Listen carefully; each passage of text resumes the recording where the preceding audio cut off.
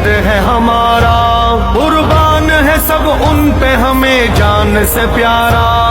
पाबंदी चली आ रही है और मुझ मेरा हुजूर सल्लल्लाहु अलैहि वसल्लम वाला ख्वाब, उसकी आज वो बशारत पूरी हो गई कि मैं आप अलैहिस्सलाम के साथ वो स्टेप बना रहा हूं जो टूटा हुआ था और वो स्टेप बन गया।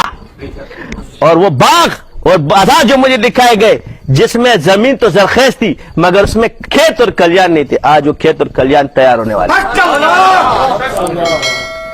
वह निस्बत थी, कमाल निस्बत नहीं थी और आज वो बन गए। और अल्हम्दुलिल्लाह इस नेमत को जितना भी इसका शुक्र अदा करूं कम है।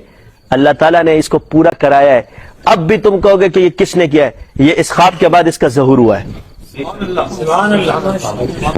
तो अब मट्टी के चिराग बनाने उनमें तेल डालना है, क्योंकि चिकने रहो ना के साथ खुश्क हो जाओगे, लोगों को भी नुकसान दोगी। महीने फिसलन वाले बनो, जब खुश्क हो जाता है वो बीमार हो जाता है।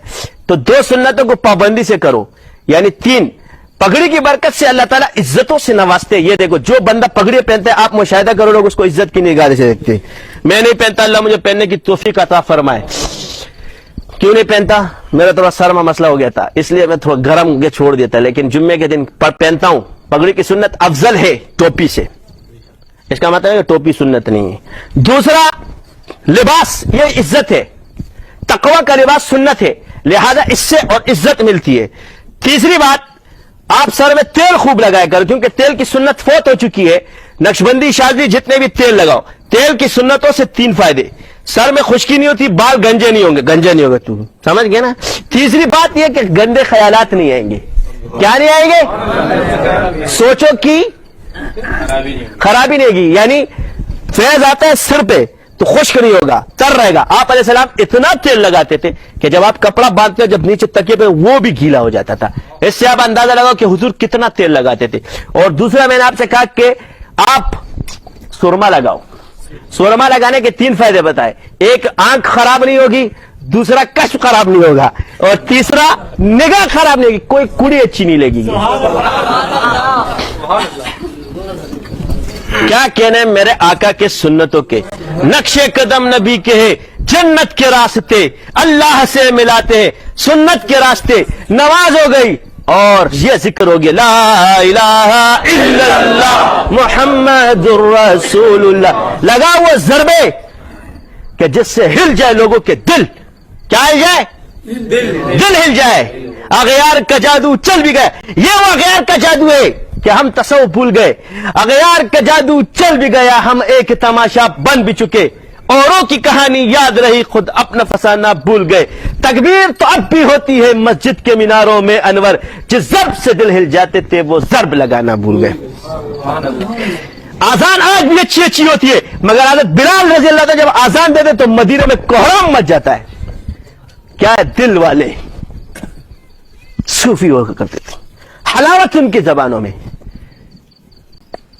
तो खुदा का वास्ता, और एक बात याद रखना, निस्बत एक ऐसी चीज है कि ये अल्लाह और उसके बंदे का मामला है। अपनी निस्बतें किसी पर मत जाड़ो, तुम इस नेमत को खोते हो इसलिए कि हुजूर गार हिरा में तो अकेले जाते थे, उम्मत को तो नहीं लेके जाते।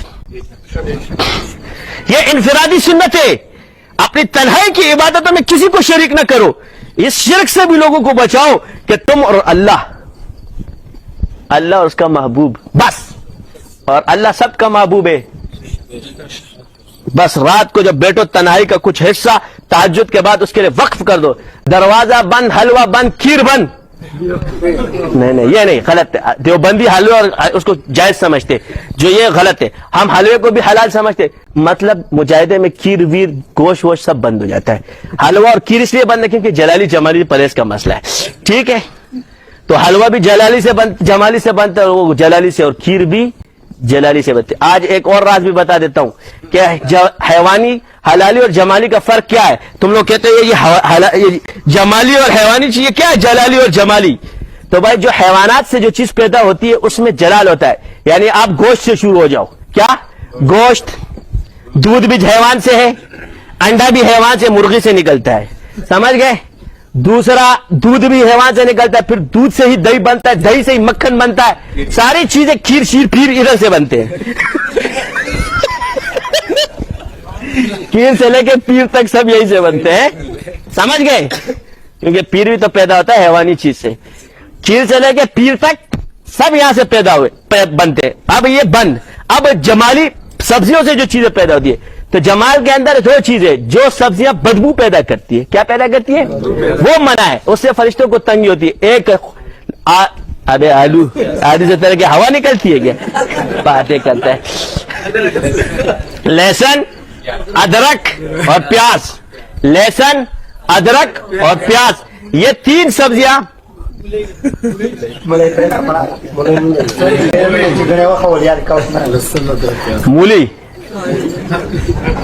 مولی, ادرک, پیاز اور لہسن, یہ چار چیزیں یہ جمالی پرہیز میں آتے ہیں. اس سے بدبو پیدا ہوتی ہے, لہذا چند اوقات کے لیے اس کو روک دیا جاتا ہے دوران چلہ. چلے کے بعد اس کو کھایا جاتا ہے. اس سے دو فائدے ہوتے ہیں. ایک تو کیونکہ گرم ہوتا ہے نا, درس درس درس, تم لوگ گرم بہت جلدی ہو جاتے ہیں. ذکر میں گرمی ہے تو کہتے ہیں استاد جی وسواس راغا, وسواس راغا, وسواس راغا. سامان جو ہے نا خراب ہونا شروع ہو جاتا ہے. پہلی کیفیت یہ پیدا ہوتی ہے ہر وقت جو ہے نا. اب بندریا بھی جو ہے نا اس کو حور نظر آتی ہے, آج لنگور بھی ان کو سب کچھ نظر آتا ہے. شروع میں یہ ہوتا ہے جب یہ پہلے شروع میں ذکر کرتا ہے شیاطین میں سے, تو شیطان کے یہ منہ بڑے خراب بڑے, اگر ان کو دیکھا جائے تو کسی کا ٹیڑھا منہ ہوتا ہے, کسی کا کس طرح کا منہ ہوتا ہے, لیکن یہ سالے بھی ہمیں بڑے خوبصورت بن کے نظر آتے ہیں نا, وہی ڈھیر کلخ کاری. لیکن جب نسبت آ جاتی ہے انشاءاللہ تعالیٰ پھر حور بھی انسان کو اچھی نہیں لگتی. مگر ابتدا یہی ہے, پہلے گند آتا ہے پھر پانی پاک آتا ہے. کیا آتا ہے؟ آسمان سے جو پانی برستا ہے زمین پر, پہلے گند آتا ہے, جب مسلسل برستا ہے پھر پاک ہو جاتا ہے. یہ اصول ہے. تو اس لیے وسواس پہلے آئیں گے, اور جن کو وسوسے آنا شروع ہو جائے ان کے چلے کامیاب ہونا شروع ہو جاتے.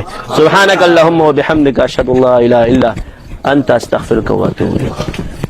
دل نشین دل ربا ہے محمد کا نام.